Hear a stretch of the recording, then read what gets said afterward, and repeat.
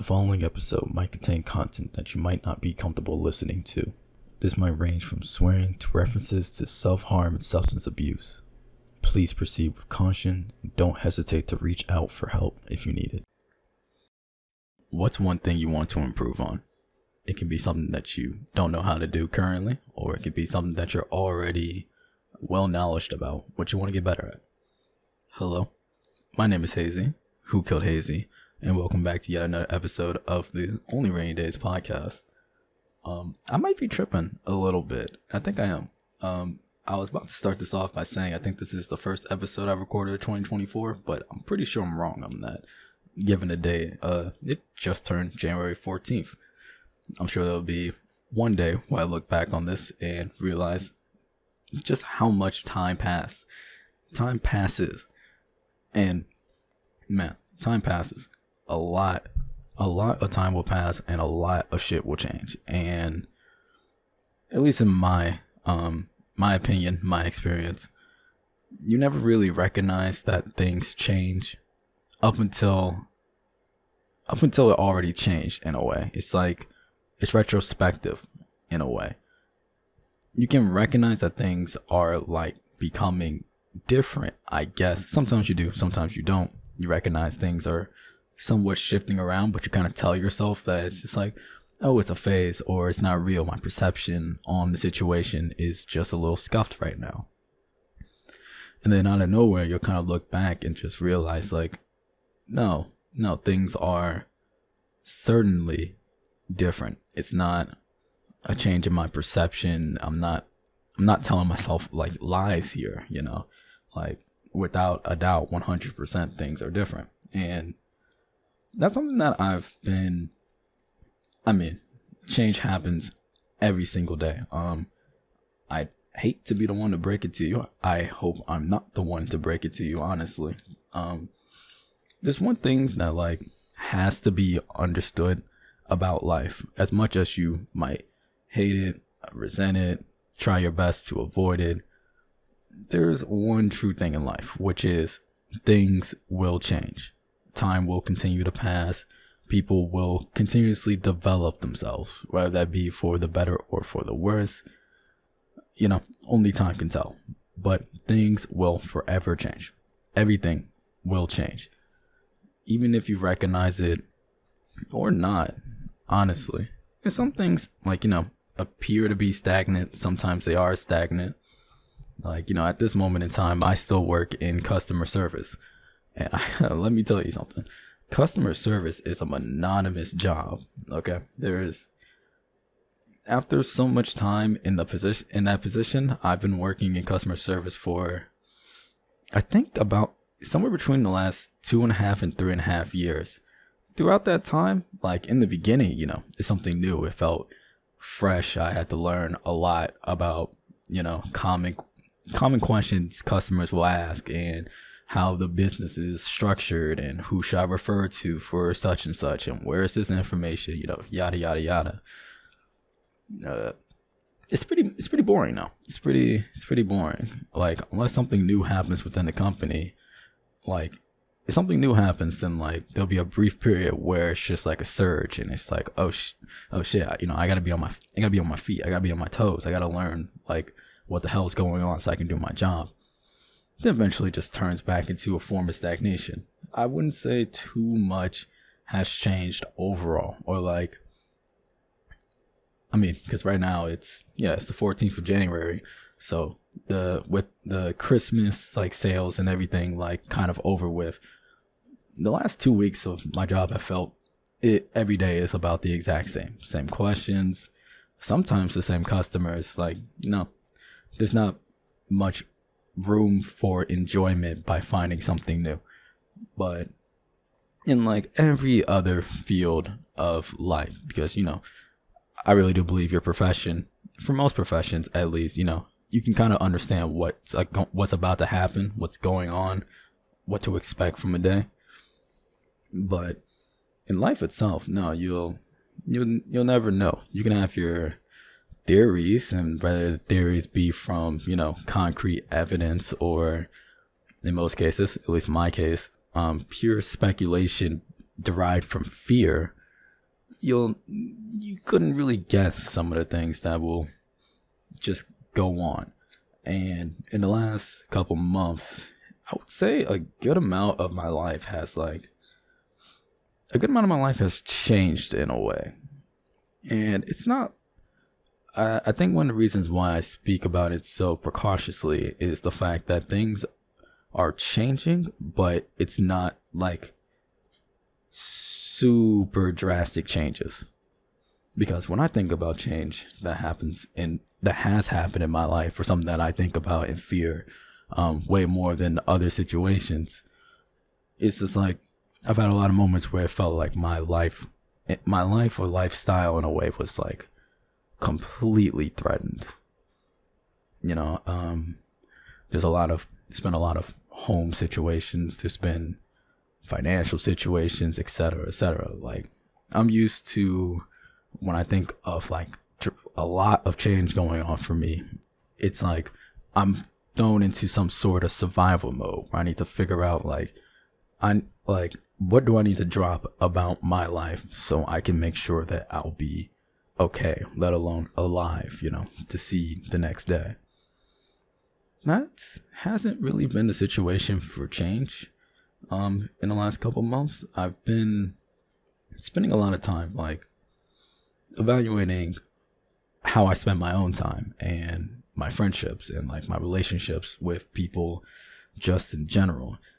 And I've come to this very odd, personally odd situation where my relationships with the people around me are becoming somewhat super volatile.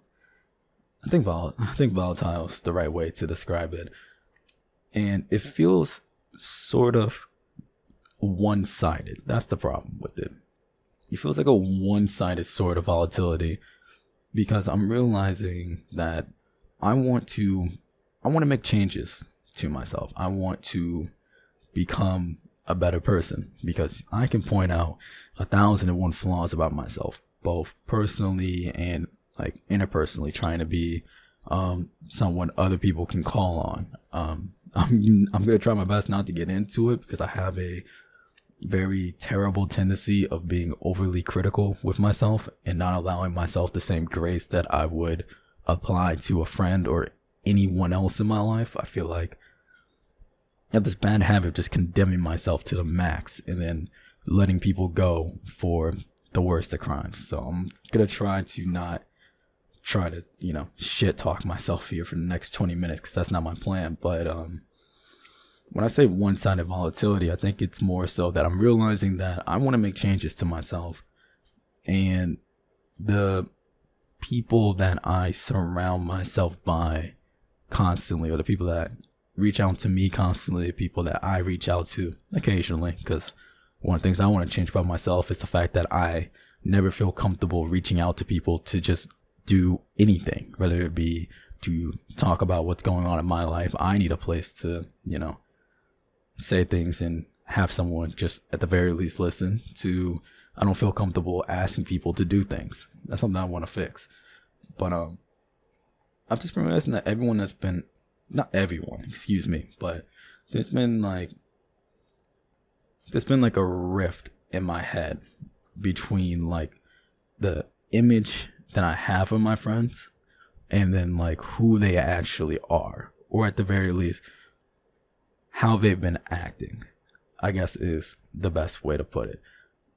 Friends and just like everyone around me, I'm trying to figure out like who is really for me in a way, because one of my greatest fears, to be completely honest, is something I know I need to tackle in a way. I'm just trying to experiment with how I do so.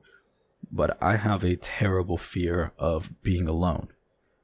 That is probably one of my strongest fears in modern day. Honestly, I hate being alone. In fact, I'd argue I haven't been alone in about the last I don't know.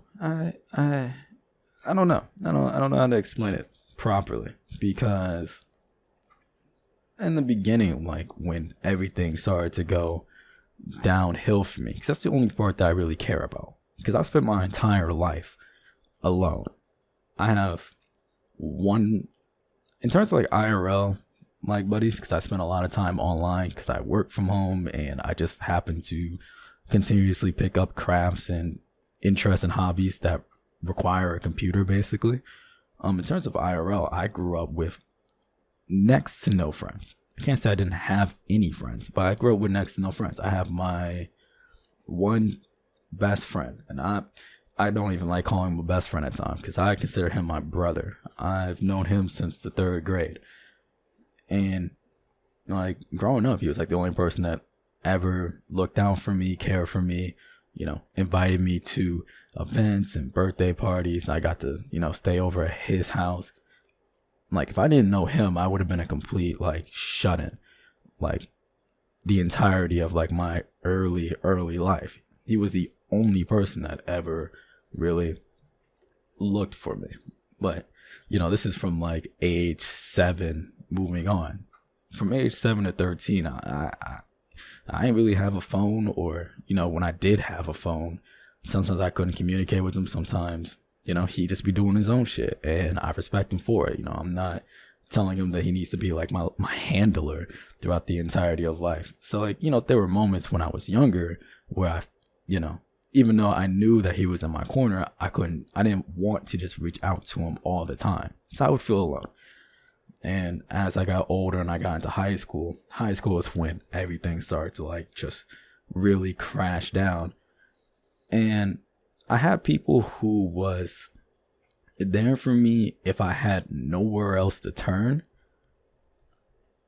And that was about it. It was just like they would come to me for stuff because, truthfully, I was selling drugs in high school. I was selling drugs, or I knew the people that were. So I was like a common middleman, if not just a plug. But if like people would come around because they wanted something, or they wanted to buy something, or just see if they can mooch off some free shit from me. Or I recall this one scenario, I think it was about my junior year.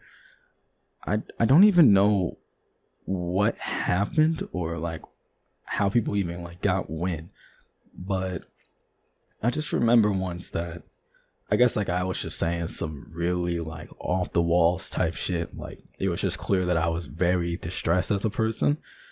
And like a lot of my druggy buddies, a lot of people who like I would see commonly, because we would hang out from time to time and talk about stupid shit. If I just happened to be in the area, or they were just trying to buy some shit off me or figure out where they could get some shit. I just remember like walking back to my room once, and like I walked in and one dude just like knocked on my door. I let him in and he tells me to just follow him. And I follow him and he brings me to another dude's room, and there's like 6 to 8 other people just waiting there for me. And I didn't know what to expect walking in, to be honest. I had no clue, and knowing my mind state at the time, I was either very intoxicated or stuck in like a mental depressive cloud, probably a mixture of both. But I just walk in and I'm trying to figure out like what the hell's going on. Like, why are you bringing me to this room of people? I don't have drugs on me. Like, whatever you guys usually want from me, like I don't got any of that shit. So why are you bothering me right now? And they sat me down. I'm thinking about this shit. It's actually crazy now that I think about it. It was an intervention. It was actually intervention, despite like not all of us.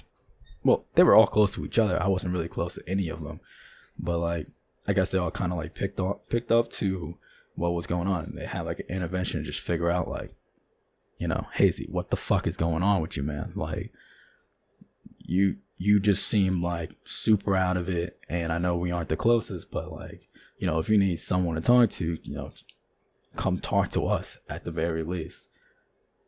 And after that moment, I mean, I never really went to them, to be completely honest, but that was a moment in time where I realized that I wasn't truly alone. Sure, I didn't have the most people to talk to on a regular basis, but at least I could go somewhere, if all hell went loose.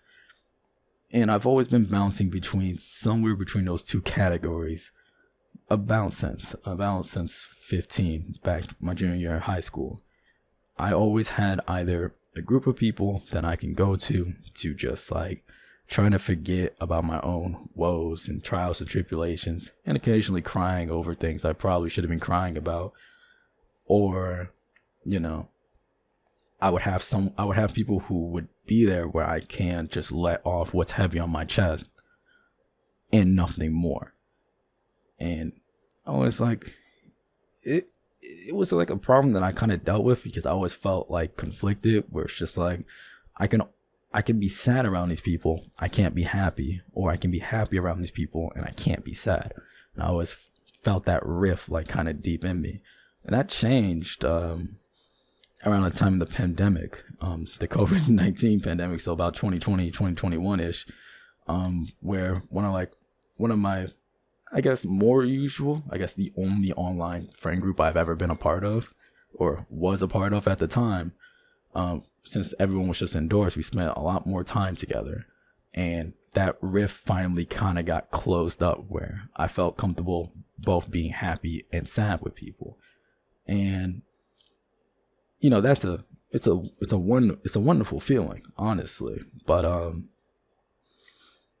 in the midst of it all, it's now become a situation where I don't know what it's like to really be alone, because I found like the central hub for like everything I wanted, everything I yearned for 16 years.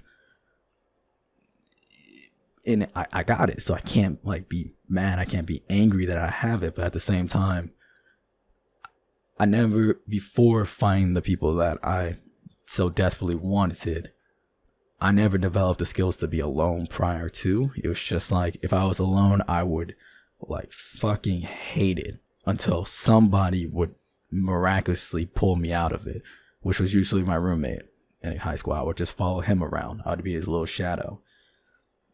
But I found my happy little miracle place, and that was for going on 5 years now. So I've spent all of my time, or second half of, let's just make it easy. I spent all my time since high school, major developmental years, 13 to 16, ages 13 to 16, like kind of not dealing well with being alone, but being alone. And then spent 16 to 20 now never being alone, because I would just constantly jump, trying to find, like, if I felt like there was ever a lack of like human interaction, I would make a mad dash to try to find it somewhere. Started finding different friend groups. Truthfully, I would also try to find all sorts of ways of not being alone. So eventually, I started to want, romantic attention, essentially. And I would just jump around. I would just try to find it anywhere and anywhere, And I just, I guess I say all of that as a really weird tangent. Not tangent, or I say all that as a story to give context to the fact that this is probably one of the first moments in the last 4 or 5 years, where I both want to develop and understand how to be truly comfortable with being alone and choosing to be alone, as opposed to being forced to be alone. But also I am starting to feel alone on top of it. I guess it's maybe it's a mixture of a reaction and knowing that that's something that I really should develop at some point. That's one of the big changes I want to make in my life. And it's painful, because throughout all this time of being around people and always trying to be around people, I never learned how to say no to people, or I really struggle with it. Sometimes I'll just sit there and I'll waste an additional 2-3 hours just listening to someone talk about something and just watching them play a game. And not because I want to, but because I didn't even learn how to properly excuse myself. Like, even if I wanted to just, like, unless I needed to go to sleep, I would just stick around until they left, and I would just accept whatever came from it. So if I wanted to work or just like play games by myself, watch a show, but I was like with someone at the time, I just could not find a way to remove myself. I always felt just way too uncomfortable. And now I'm at a point where I'm recognizing that some of the people around me are bad actors, people that don't have my own best interests at heart, people who ultimately are trying to fulfill that feeling of just being able to pass time with someone, as opposed to truly caring about like what goes on in between us, and are certain words, affecting each other, or is what I'm doing, hurting you. Like there seems to be some sort of disconnect, because I'm realizing more that I'm biting my words, I'm holding back, at times I'm actively avoiding like even looking where they are, because I know that either I'm going to show up and I'm going to push myself away from the work that I want to do, the work I probably need to do, just because I don't want to be alone, or I'll show up and I know that some shit will happen that I won't be the happiest about, but then I'll think about the image of who they are to me, and the image of not feeling as if I'm alone because I'm being forced to. And it's kind of fucked up. It's kind of a weird situation I'm still trying to work through currently. But one of the things that I always used to preach, or one of the things that I do preach, used to preach, will probably forever preach, truthfully, is the fact that friends come and go. Friends come and go, and quite honestly, everything comes and goes in some sort of way. It's kind of unlikely that you'll, work the same job forever. You'll have the same friends forever. And I'm not saying that as a way to, fear monger and tell you to just abandon any and everything you got going on just because of the fear of the end. No, I believe the opposite of that, quite honestly. It's the same way that people say that you wouldn't know what happiness is without sadness. Like, you kind of have to just let it happen, accept the fact that it happened, and be happy with. That's a bad comparison. I think about it. I don't know how to really tie that together, but it's just like, friends come and go, things come and go. Be happy that it happened, as opposed to, sad that it's over, in a way. Living in the moment, I guess, is a way better way of describing it than trying to say the whole happiness, sadness analogy. I don't know why that came to mind.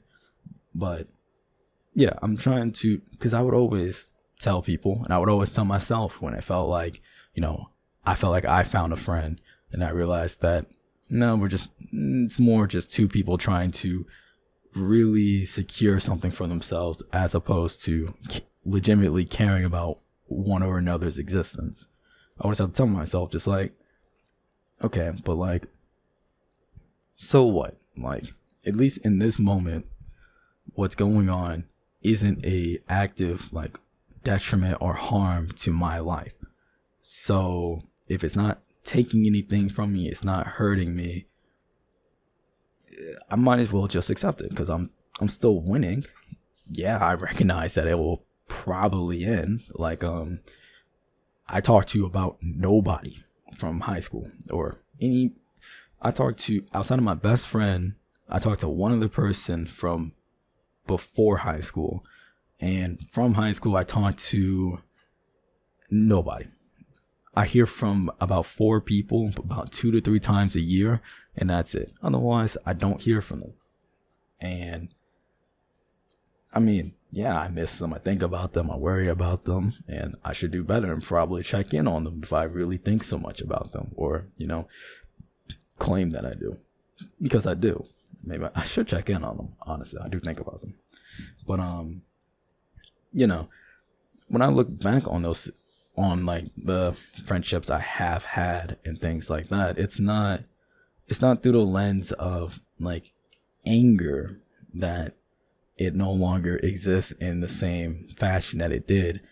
I always just think about like the good memories, the happy moments, the way that they put me onto Juice World religiously.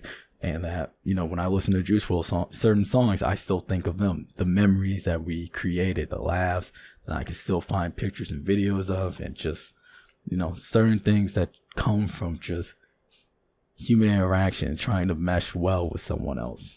Some things just kind of come up from them that you could have never expected. And that's the beauty of it. And, now we're essentially two different people. We grew apart because we don't have the same majors. We don't go to the same schools. Like we're at this point, it makes no sense for me to like constantly try to be a part of their life, because I have no part of it. I have no part in it. A lot of things that they deal with and going on, a lot of things that they deal with and is going on in their life, as still college students, I can't relate to at all. I don't, because they're either trying to party, trying to study, even though a lot of them don't, or some of them might have like a girlfriend. Outside of like just being like there for if they're having like girl problems or anything like that, I have nothing to provide. So it's like, it's all cool, because when I do see them, or we do hit each other up, like we're both ecstatic to see each other and talk to each other. And then if I show up, then it's beautiful. And then once I get back home, we're just back to it. We're two completely different people, and that's okay. It's okay to just if it just seems to fade out, just let it happen and be happy about the fact that it happened in the first place. Regret, because sometimes I think about it, and sometimes I do regret like I regret the idea that I let certain friendships like get away, especially like when I show back up. It still seems like we have so much to mesh. We have so many different areas, so many areas where we just still mesh, and we just understand the dialogue feels nice, and we have history with each other, so we can reference the past and talk about the future. It's a beautiful feeling. And sometimes I do regret the fact that I don't have that anymore, but I don't resent the fact that I don't have it either. I think that's the big thing. That's why I don't feel anger when I look back, even on friendships. It's just, I regret it. I miss it. I don't resent it. Regret is okay. Resentment isn't. But, things just continuously change. Things will just, hey, life is a life is a bitch. Okay, I will not sugarcoat it this time. Life is a bitch. It is a complex game. It's a giant puzzle with a bunch of puzzle pieces. The puzzle pieces are either people or situations, and then everyone's trying to find their way to complete their own puzzle.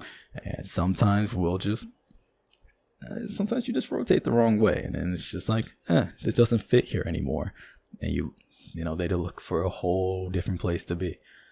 And that's okay, because chances are if they're changing, it's because they have their own things to handle, to focus on, their own goals and achievements and ambitions. Because the world doesn't revolve around you. It doesn't revolve around anyone, really. And I mean the world in a grand sense. At the end of the day, you should focus on what's good for yourself, your health, your wealth, in some cases, both physically and, financially, trying to do the best for yourself, by yourself, is everyone's priority, or it should be your priority, because prioritizing other people over yourself won't get you anywhere. So you always gotta take care of yourself. You always have to just take care of yourself. But there's one thing that I really want to make sure I focus on before I maybe lose steam. I don't know. I'm pretty wonky myself. I'm in so many different areas at times. But I talk so much about change, and I especially attribute it to friends and the idea of feeling alone. And I talked about it a little bit just 10, 20 minutes ago. I'm insanely afraid. I'm afraid of being alone, and my fear of being alone is the reason why I've always used to tell myself that I could never change in that capacity. I was, and to an extent currently, I am too afraid to try and push through that brick wall, because this change is fundamental. This is something that I know, something that I would consider an identity of myself. And some people would agree, because I'm sure some of the people in my friend group know me as the guy that's just like essentially always there. And like, I'm always trying my best to like make myself available 24/7. And a lot of those times came at the cost of myself. But I am so used to putting myself secondhand to other people that like it was just easy for me to do it. And like, now that I'm really trying to do better for myself here by just prioritizing myself and trying to just really make changes. I really just want to make change, and it's have just like being discontent with who I am currently, and discontentment in general for who I am, and discontentment because I have dreams and things like that. I have dreams, I have visions. I kind of know who I want to be later in life, and I have to face this harsh reality, which is a lot of the things that I do now, a lot of the lessons that I don't allow myself to feel currently, is the direct reason why I'll never be that person in my dreams. Like, and it's a fucking annoying conversation to have with yourself, honestly, to realize that it's not, there's no one else is really blocking you from being who you want to be. It's just yourself. And in this case, there's no one blocking me from being who I want to be. It's just myself. I'm not allowing myself to do the things that I want to do to be the person I want to be, because it's so much easier to just stay the same. It's easier to stay the same, and it's easier that way because if you just stick within the confines of what you know, then you won't be hurt. Or at the very least, you'll be less hurt than, what you can speculate and tell yourself that will happen if you were to change. The idea of the fear of failure, basically. Because, sometimes you'll have an idea, or you'll think about doing something differently. Rather it just be, I don't know, what's a good example? I want to start making music. I want to make a YouTube channel, something like that, all the way to, I knew people in school who wanted to try harder in school, but like they were afraid to just try harder. I'm still trying to figure out where that comes from, because like they would just think about like, if I really do put the effort in, I think I could, get better grades.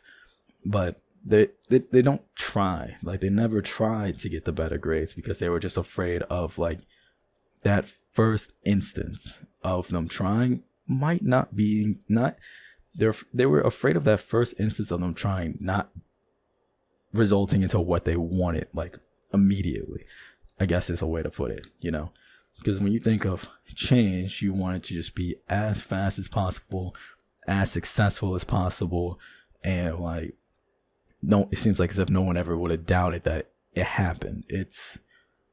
And I think, everyone just kind of wants and expects that from everything they do. They just want it to work out, man. put my foot on the gas, and I went exactly where I wanted to go. And I got there, and everything went fine and smooth.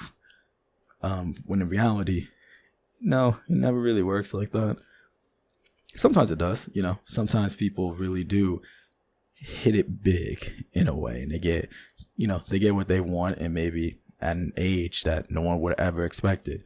And there's so many different things I could talk about in just the idea of fear that I think I have to try to narrow down my sights right now and maybe save a lot of it for another day. But, I think the main thing is people don't change a lot because they're afraid of the initial repercussions from it, whether it be judgment from the people around them to the idea of not getting it right on the first shot, which I can understand. I 100% can understand. Between observing it in myself and a lot of people around me, I know that it's real. I know that it's real to have some fear in that capacity. I have both of them. I've had situations where I didn't change something I wanted to do about myself purely because I didn't want to get questioned as to why I was doing it. Like something as simple as that. Like I wanted people to just like, if you can't accept this change, like without saying anything, then I just won't do it. And I just assumed that people would just say something. So I would never push myself to do it. Like I have so many books, or I guess manga technically. I have so much manga like behind my monitor right now that for a while I didn't read any of them because I didn't even want like my parents to just like ask me like, oh, I didn't expect you to start reading it. Or when did you start reading? Like that question alone, like would shut me down for some reason. And that type of question would always be like the like center of why I would never push myself in certain areas, because I just didn't even want to answer the question of how I got into it or why I'm doing it. Like if it just wasn't accepted silently, then I just wouldn't chase it at all. I couldn't deal with that simple question, let alone, I guess I respond to criticism well, surprisingly, but if someone just made a general inquiry about how I got into something, I would just stop doing it, or I wouldn't even have a good answer. Like I'm so not used to like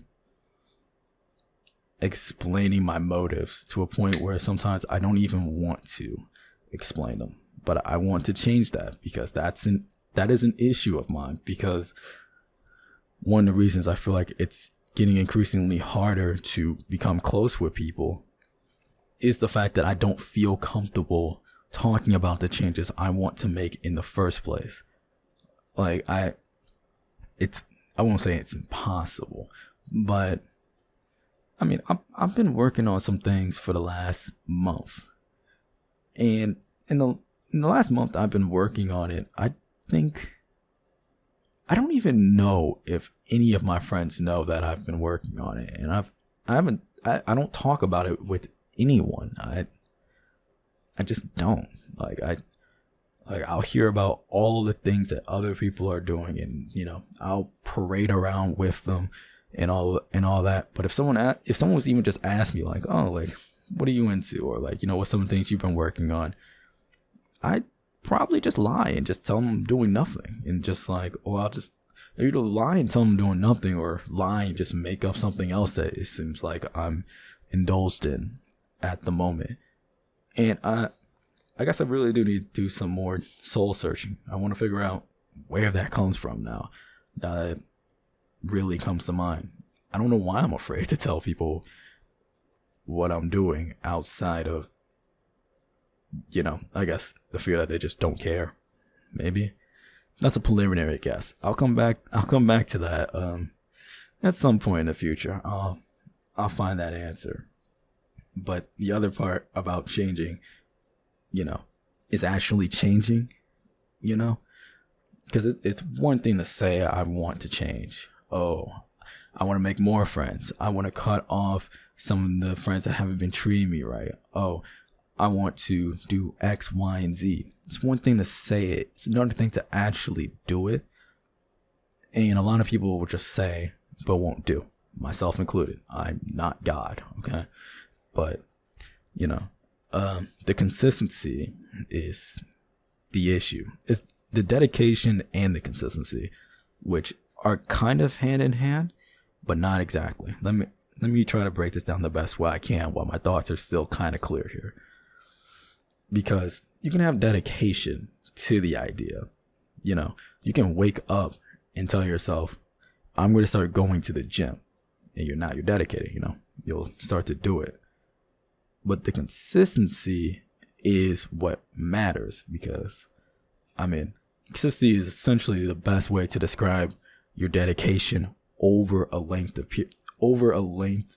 time, a period of time. So, you can have high dedication for a week. You're not consistent. And then, consistency is really the thing that truly matters. Let's just try to use this as the best example right now. Dedication is how much time you're willing to put into something per day. Consistency is how many days you're willing to do it. And consistency is that part that people aren't the best at, because there's a certain level of self-discipline required to be consistent in something. And especially nowadays for various reasons, mostly just being in a society where instant gratification seems to be the normality, or something that people indulge in without being too aware of it. People are not consistent because over a short period of time, they'll just want whatever gives them the most amount of stimuli, as opposed to what will progress them as time goes on. If you try to pick up a project, the first week might be good, and then by the second week, you find yourself, procrastinating. And procrastination usually comes in a lot of different ways, watching a show, getting more, just randomly taking naps, scrolling through TikTok, Instagram, YouTube, whatever it is. You start to find excuses or just reasonings, or just be blunt and just tell yourself that you're not going to do it, and you'll just go do something else. But allowing yourself to just kind of do other things, like constantly, consistently, like you don't build the necessary discipline, the skills to just get things done. And I feel like I keep falling down this trope constantly, but this is found mostly in, creative fields. This can lead into a giant tirade against the current school system, at least in the United States. But basically, whether you recognize it or not, the school system teaches people to be complacent with orders. People don't really think for themselves. They'll just they know what the task list is. And it's not just the task list that, commands someone to actually complete it. It's the idea of the supposed consequences that come from not completing the task. Therefore, you'll find people who are very strong, diligent workers, but they can't really do anything for themselves because the self-drive, the motivation to have that consistency to get the job done isn't there, because they operate out of fear of repercussions. And that's something that I extremely struggle with. I recognize it all the time. If someone gives me a job to do, I'll get it done quickly and there'll be no issue. But then I'll stare at Adobe Premiere for 3 hours and realize that I don't even want to touch it. My own consistency needs some work. That's another change I want to make for myself.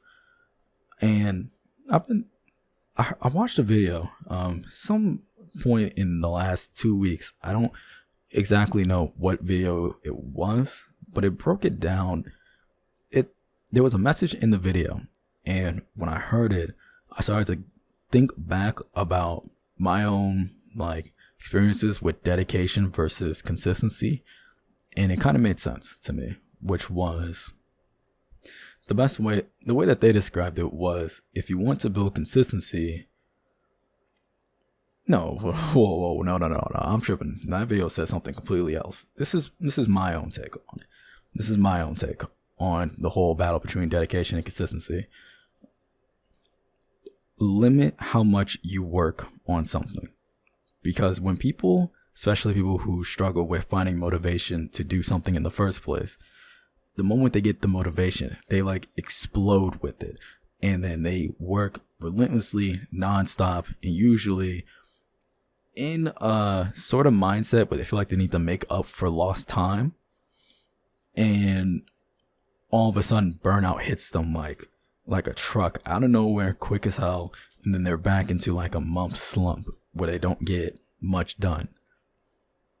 I think about it, this is a different video that I'm referencing now. I think in this video mentioned that you should try to pace yourself. Allow yourself to have fun in the same way that you allow yourself to work. Work hard, play hard, I think is the quote that they used in it.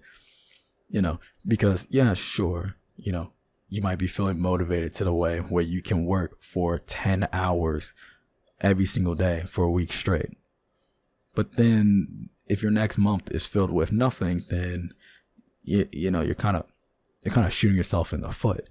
But if you just work yourself slowly but consistently every single day, instead of 10 hours a day for a week, it's 3 hours a day for a month, you'll start to see more result and you'll start to have more growth for yourself. I think that's a type of mindset I'm trying to allow myself to get into.